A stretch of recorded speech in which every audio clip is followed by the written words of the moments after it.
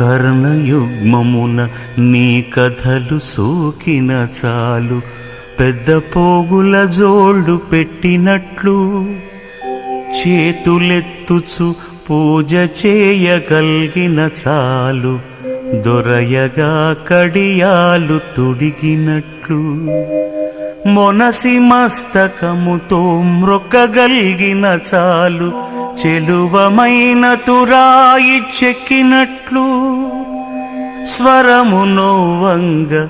నీ స్మరణ కలిగిన చాలు, వింతగా గంఠీలు వేసినట్లు పూని నిను గొల్చుటే సర్వభూషణంబులు, ఇతర భూషణముల నిత్సగింపనేల భూషణ వికాస శ్రీధర్మపుర నివాస దుష్ట సంహార నరసింహ